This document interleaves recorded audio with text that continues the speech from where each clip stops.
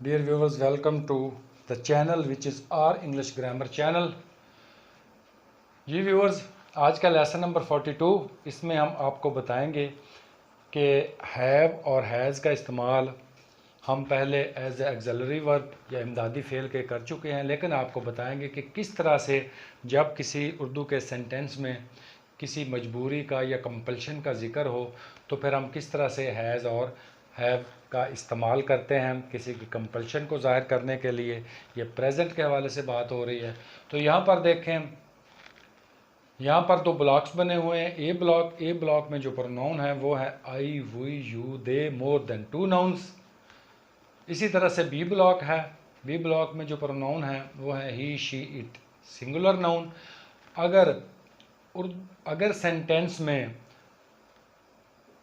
जो फाइल है या प्रोनाउन है उसका ताल्लुक ए ब्लॉक से हो तो फिर हमने हैव का इस्तेमाल करना है, और इसी तरह से अगर उसका ताल्लुक बी ब्लॉक से हो, जैसे कि ही, शी, इट सिंगुलर नाउन है, तो फिर हमने हैज़ का इस्तेमाल करना है।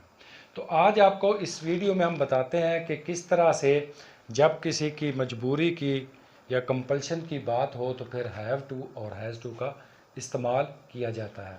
तो यहाँ पर देखें, when we show someone's compulsion, जब हम किसी की मजबूरी को ज़ाहिर करते हैं या दिखाते हैं तो फिर हैव टू या has two is used in present.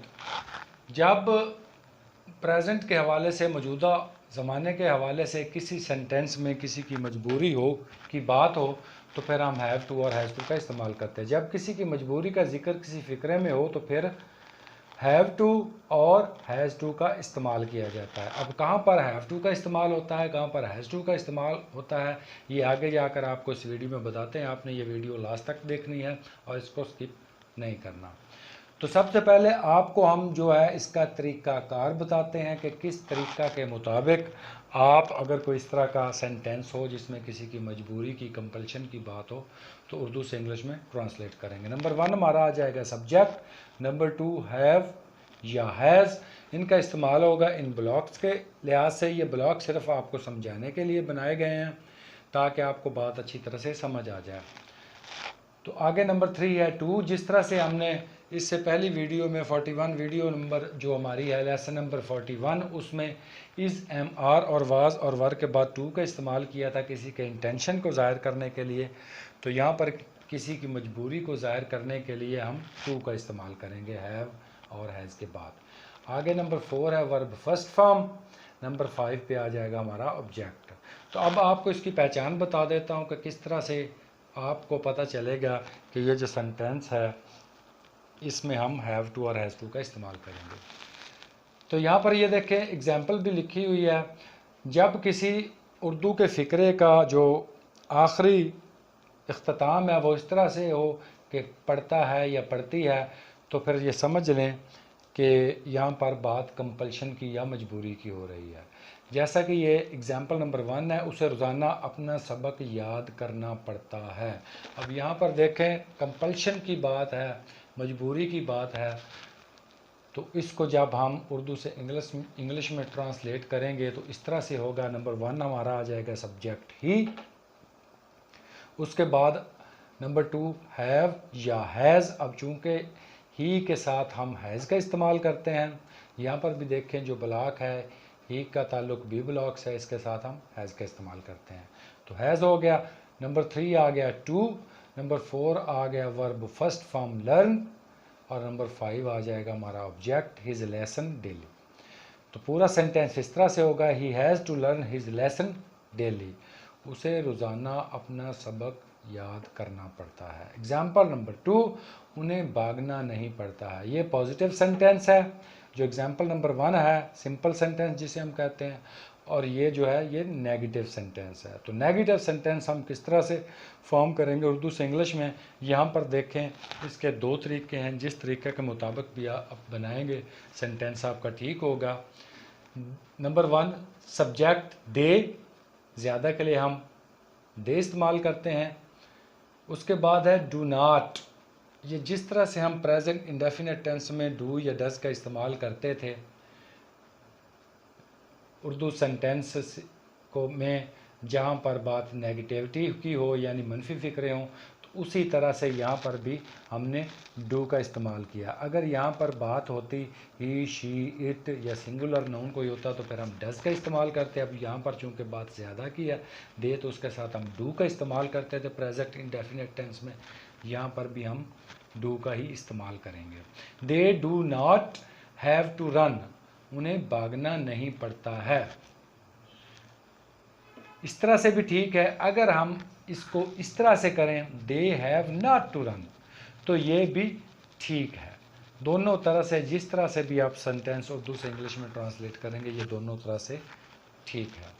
तो हमने किया क्या, ये बिल्कुल इस तरीक़ाकार के मुताबिक है। ये जो इसका दूसरी तरह से हमने बनाया है, सबसे पहले सब्जेक्ट है, उसके बाद है हैव का इस्तेमाल। चूँकि ये दे का ताल्लुक ए ब्लॉक से है, तो उसके साथ हम यहाँ पर देखें हैव का इस्तेमाल करते हैं। यहाँ पर हमने हैव को लिखा और उसके बाद हमने नॉट का इस्तेमाल किया फ़िक्रे को मनफी करने के लिए। उसके बाद हमने टू, ये जो आपको बताया नंबर 3 टू, तो उसके लिए बाद हमने वर्ब फर्स्ट फॉर्म रन, दौड़ना। और चूंकि इसमें ऑब्जेक्ट नहीं है इसलिए यहाँ पर ऑब्जेक्ट लिखने की ज़रूरत नहीं है। तो पूरा सेंटेंस इस तरह से हो गया, they have not to run. इस तरह से भी ठीक है।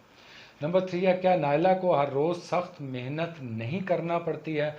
अब ये देखें, यहाँ पर जो उर्दू का सेंटेंस है इसमें कंपल्शन भी पाई जा रही है, मजबूरी भी है।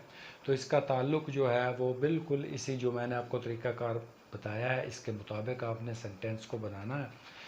तो इसमें ये जो सेंटेंस है ये इंटेरोगेटिव भी है, इसमें सवाल भी पूछा गया है, और ये मनफी भी है इसमें, यानी नहीं भी है। तो ये भी दो तरह से होगा। पहले एक तरीके के मुताबिक आपको बताते हैं, does Naila not have to work hard every day. क्या नायला को हर रोज़ सख्त मेहनत नहीं करना पड़ती है। ये जिस तरह से प्रेजेंट इंडेफिनिट टेंस में हम मनफी और सवालिया फ़िक्रात बनाते थे, बिल्कुल उसी तरीक़ा के मुताबिक है, इसमें कोई रद्द बदल नहीं है। इस तरह से भी ठीक है। और अगर आप इस तरह से बनाएं, has Naila not to work hard every day, तो इस तरह से भी ठीक है। लेकिन एक बात यहाँ पर गौर तलब है, अगर आप इस सेंटेंस को प्रेजेंट इंडेफिनिट टेंस के हवाले से बनाएंगे तो फिर हमने यहाँ पर नॉट के बाद हैज़ का इस्तेमाल नहीं करना बल्कि हैव का इस्तेमाल करना है। और अगर हम इसको इस तरीक़ाकार के मुताबिक बनाएंगे तो फिर हमने हैज़ का इस्तेमाल करना है। यहाँ पर खा ये नायला सिंगुलर है तो भी हमने हैव का इस्तेमाल करना है। तो आगे एग्जाम्पल नंबर 4 है, क्या तुमको खेलना नहीं पड़ता है। Do you not have to play. ये बिल्कुल उसी तरह से जिस तरह से मैंने आपको बताया प्रेजेंट इंडेफिनिट टेंस के हवाले से यहाँ पर इसको ट्रांसलेट किया गया है। ये जो सेंटेंस है ये इंटेरोगेटिव है, और अगर आपको इसको इस तरह से उर्दू से इंग्लिश में ट्रांसलेट करना चाहें, have you not to play, तो भी ठीक है। ये दोनों तरह से ठीक है। आगे हमारी लास्ट एग्जाम्पल नंबर 5, हमें अपना काम खुद करना पड़ता है। ये जो सेंटेंस है ये पॉजिटिव सेंटेंस है जिसे हम सिंपल सेंटेंस कहते हैं, सादा फ़िक्रा कहते हैं। सबसे पहले हमने सब्जेक्ट इस्तेमाल किया, यहाँ पर वही जो है हमारा प्रोनाउन है। उसके बाद हमने हैव का इस्तेमाल किया, चूँकि वही का ताल्लुक ए ब्लॉक से है, उसके साथ हमने हैव का इस्तेमाल किया। उसके बाद है टू, उसके बाद है डू वर्ब फर्स्ट फॉर्म।